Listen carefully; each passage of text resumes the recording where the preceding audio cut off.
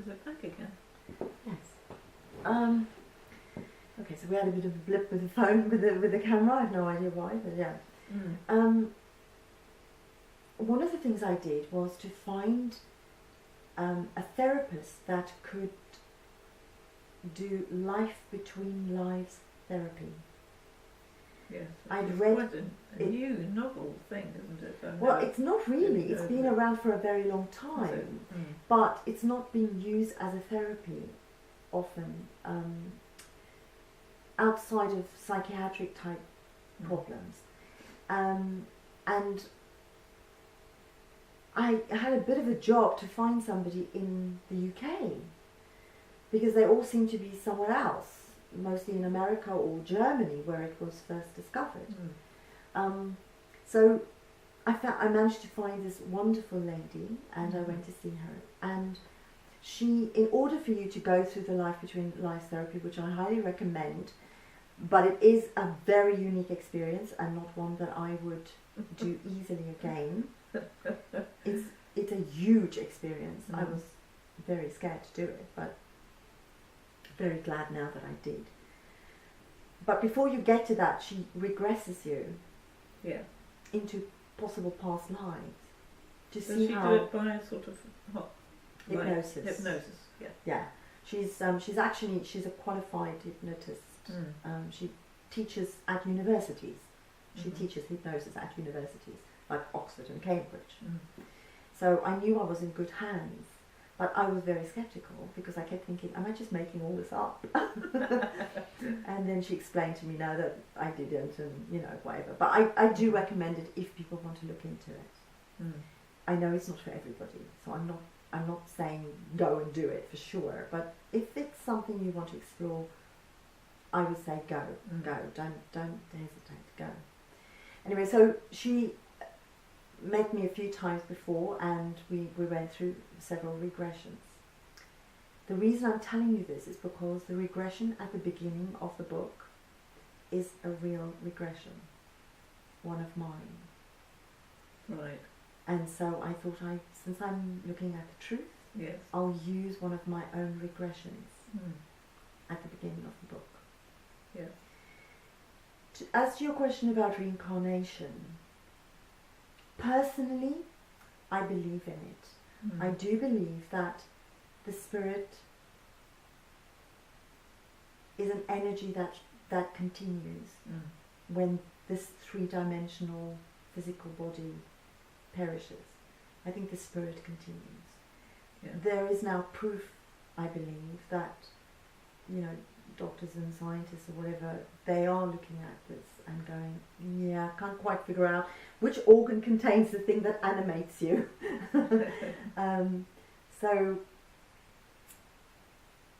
I believe it. I mean, I've watched enough television documentaries about it now, and I've read a lot of books about it, and I do know that you've read a lot about it. I did, yes, and I do believe that we continue on, and we come back, and we make contracts with ourselves as to what we want to achieve and accomplish and change.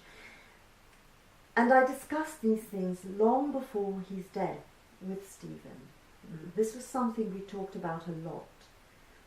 And he was one of the people who used to say to me, you know what? It's the good, the bad, the ugly. Everything expands your spirit, expands who you are, your soul. And by expanding your soul, you expand everybody's. It's not, we are all connected. It's not just, we are not islands by ourselves. We are not. Our bodies are, but our spiritual selves are connected. And so if you expand yourself, within many frameworks, but within many beliefs, that's also makes sense. I don't know. Yeah, I guess it does. I mean, I'm not religious or anything, but I am very spiritual, and you can see it. I mean, you can actually see it. You can see people spiritually expanding together, can't you? You can see that happening, and so I think we do that for each other, and we have different reasons for coming back. We make different contracts each time to meet people, to help them to achieve something. You know, people often say to me, when they find out that I have this belief, they ask me, well, what about the bad things in the world?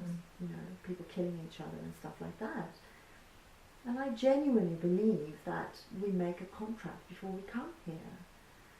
I know there are many people who are going to disagree with me about this, but I do genuinely believe it myself, that even with bad things, you know, really bad things, like if somebody kills you when you're only 5 years old, that maybe you were an enlightened spirit at 5 and you agreed to come so that the other person could kill you to learn something they couldn't in any other way, and thereby expand their soul. Maybe they learn forgiveness for themselves. It's certainly well, I suppose some would say it's quite controversial idea. Maybe, I don't know, but I do know that I'm around a lot of people who... It's ongoing research, and it is we're ongoing. learning as we go. Yes, yeah, because it's not something we can prove, but then all these a lot of things esoteric things you can't prove, you cannot prove, yeah. So when it comes to lovers and sexual lovers, which is where we began, really. Yes. And where we began, yeah.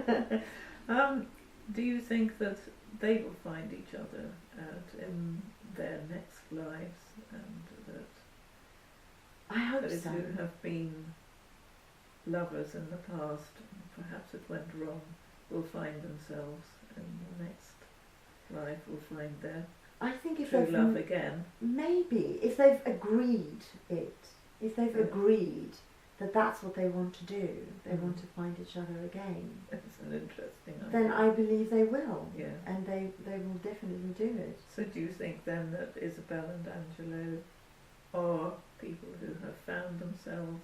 I think so. At last? Yes, I do. After a long haul through centuries? Through many centuries of lives. I think they have. I do think that. I think they found each other again, and their love is great. And they are one of those lucky couples who are experiencing something sacred. Yeah. Something larger than themselves. Yeah. And that is,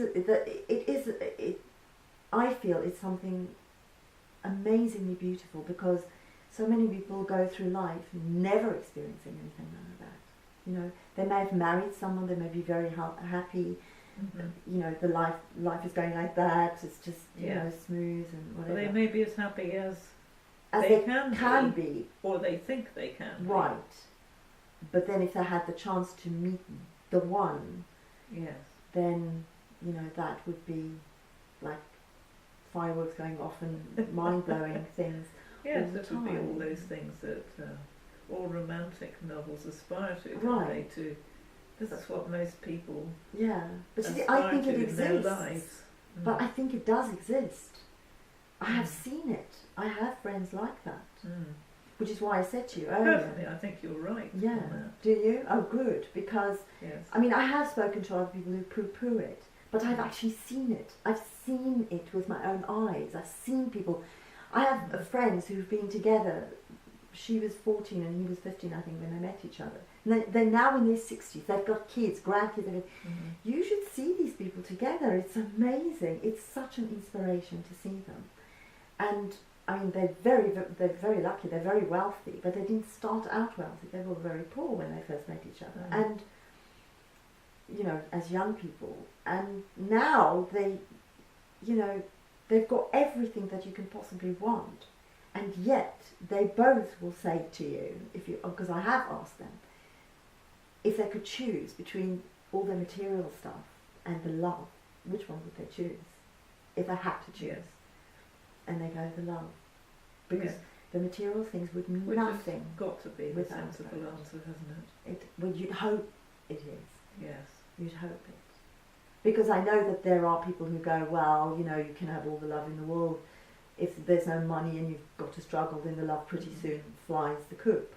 Do you think there's any truth to what some people say, that if you want something badly enough and dream of that you will get it?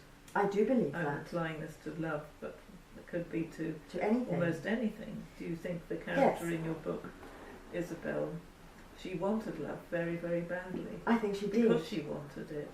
It did come to her in the end. And the desire motivates the universe as such to send what is asked for with truth. With truth, with truth, and not with lack. So if you want something bad enough from the right place in yourself, it will be forthcoming. It will come. I believe it. I've seen it. I've experienced it myself. So yes, I do believe that. Your book is really about that, I think. To a very large extent, it's about that. Yes, it is. Wow, I'm so impressed that you got that, because I didn't put it out there. And that is kind of what it's about. It is really to do with my own beliefs about life and death and the afterlife and how we live our lives in the life that we have. Yeah. It's very much to do with that, my beliefs around that. Yes.